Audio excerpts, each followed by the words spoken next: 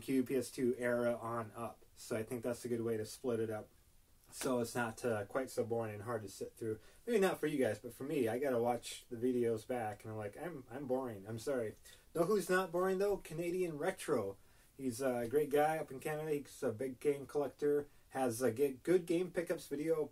Geez, probably about every week or so. So I'm gonna leave a link in the description. So check out his channel. He's a great guy. Go give him a sub, tell him hi, and everything. I think he has some good game pickups videos. So that's the one you should be watching. But after you're done watching him, come back here because we're going to be doing some game pickups right now. I'm just going to do a rapid fire order. Not going to show off any gameplay or anything. Just going to go boom boom because we do have quite a few. We're going to start roughly oldest to newest, but we'll kind of see what happens. Word Zapper and Space Jockey are two Atari games from VidTech, I guess. Never really seen these Atari carts before. They're all black, kind of look a little weird on the bottom, but fun. Word Zapper is kind of like there's a word you have to spell and you have to shoot the letters to spell the word. Space Jockey is kind of more of your shoot 'em up, side scroller shoot 'em up game. I got also at the pawn shop that I picked those up. A couple Atari boxes, Atari 2600 boxes. I actually have the games for these three. I don't have Blackgammon. None of these had the games in them, but they were just selling them. And I'm like, hey, I'll give you a couple bucks for them. They're just sitting in a basket anyway. And a couple of these had the instruction manuals as well as some like Atari catalogs in there. So I'll show those off in a future video because I have a lot of like old school catalogs and manuals that are pretty neat. They were pretty well beat up. I had to tape them up a little bit. They're not in any great condition, but it's nice to have some Atari boxes actually. So let's move on to the NES. And I'll save these two for last there. Ninja Gaiden 1 and Ninja Gaiden 2. I understand the third one's a little bit harder to come by or a little bit more expendy. But I'm really enjoying the first two, so I will definitely track that third one down. I think will be a lot of fun. Chip 'n Dale Rescue Rangers. I did a 2-Player Tuesday video on this not too long ago. A good buddy, Fearless Leader. 2-Player Tuesday is kind of a little side series I do right here on this channel, showing off some good couch co-op games of old school games and new school games, although they've pretty much been more old school than anything. Wasn't never a big Chip 'n Dale fan back in the day. I was more of a DuckTales fan, but this is fun. I think it's nostalgia for some people. And then I also picked up Ski or Die, sort of not a sequel, but another part in the Skate or Die series. Skate or Die, kind of some NES skateboarding games. Only this one's more snowboarding, obviously.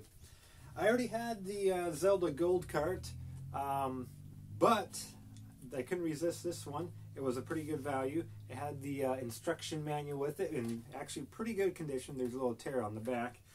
But to my surprise, I thought the instruction manual was very fat when I got it. And I picked it up inside, and lo and behold, there's the original Legend of Zelda NES map. And that had never been opened. It was still sealed. I don't know what I did tearing that sticker off. Oh, I didn't tear it off. I very, very carefully cut the little round sticker.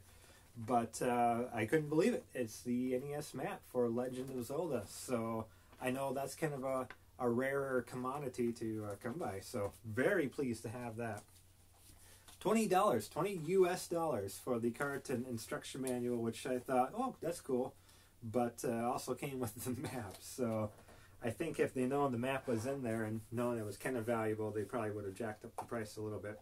And then I also got the gold cart for the Zelda 2 Adventure of Link, also complete with the manual. I don't know if it had a map to go with it or not. I highly doubt it with this game.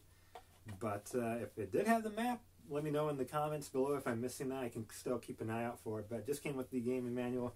$15 for that. I already had the gray cart for that particular game. So nice to have the gold cart for that as well. Quickly moving on to the Super Nintendo game, Super Smash TV. Man, this is a great arcade game. Love playing it on the Super NES. The face buttons, X, Y, A, B, can also be used to shoot, while the D-pad is used to aim the directions. So it works pretty well. Mario World 2, Yoshi's Island. Never was a huge fan of this game back in the day when I played it as a younger lad. Even still to this day, not that big of a fan of it. It's still more annoying than anything. But, you know, we'll give it a shot. I do have the Game Boy Advance version of that, like the Mario Advance 3 or 4, whatever it is, had the Yoshi's Island on there. So, glad to have it for Super Nintendo as well. Paperboy 2. Actually enjoyed Paperboy on the NES. I had a lot of fun with that one back in the day as well. So, got Paperboy 2. More or less the same, but a little more to it. So, red cart. Gee, I wonder what it could be on the Super Nintendo. Oh, look, it's Doom. Got it for the Super NES. I just also want to point out that these games were kind of through maybe early spring up into like September or so. So,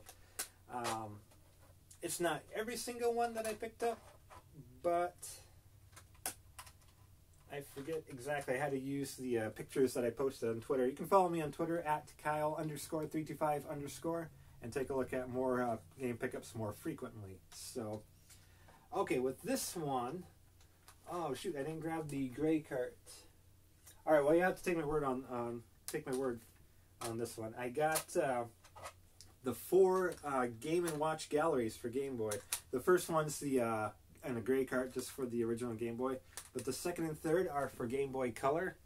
Original Game Boy as well, they are the black carts. And I got the 4th one for Game Boy Advance, Game & Watch Gallery 4. So, but I do have the first one of this as well. Sticking with some sets like that. Back in the day I played Mario Land 3 on the Game Boy, which is the first Wario Land game. Enjoyed it. I remember having a lot of fun with it, but I just never really got back into the series. I know they made a few more Wario games, so I decided to pick those up as well. Wario Land 2 for the black cartridge, Game Boy Color. Wario 3 only for Game Boy Color. Thank you to whoever wrote on back of it. Maddie. Yeah, Maddie, thanks for writing your name there. And Wario Land 4 for Game Boy Advance. Ironically enough, when I went back to put them all together, I don't think I have the first one now. I don't know if I traded it in or what happened to it, but it's not here. Arcade Advance, Konami Collector's Series Arcade Advance. This is for, I forget what Konami games on here, but if they're old school Konami games, they are on there. Excuse me one second, I forgot to pick up, I'm not going to be able to find it now, another one. Well, how's this top quality video here? Alright, well there's another game. You have to take my word on it. Was the Sega collection for Game Boy Advance. They had the 4 Sega Master System games on for Game Boy Advance. They had Super Hang-On, Space Harrier, a couple other ones for Game Boy Advance. Also got Smuggler's Run for Game Boy Advance. Not to be confused with the Rockstar games. This is Destination games, so different studio making that. Oh shoot, it's right here. Sega Arcade Gallery. It was underneath DS game. Sorry about that. Afterburner, Outrun. Outrun's a great game on the Master System. Space Harrier and Super Hang-On. So Sega Arcade Gallery, Game Boy Advance. 4 great Master System games. And then lastly for the Game Boy Advance, well this is more of an arcade one here. Millipede Super Breakout and Lunar Lander. 3-in-1 for the Game Boy Advance. Really enjoying those multi-carts. You'll see a Sega Genesis one I picked up on my next video. Also got the 150-in-1 NES multi-cart. So that's pretty cool. And these are just a couple board games. This one has Connect 4, Perfection, and Trouble. I don't know why, but I had a hernia surgery not too long ago, so I thought I'd pick up some fun games to play in bed or whatever, but didn't actually end up playing these a whole lot. Life, Yahtzee, and Payday on this one.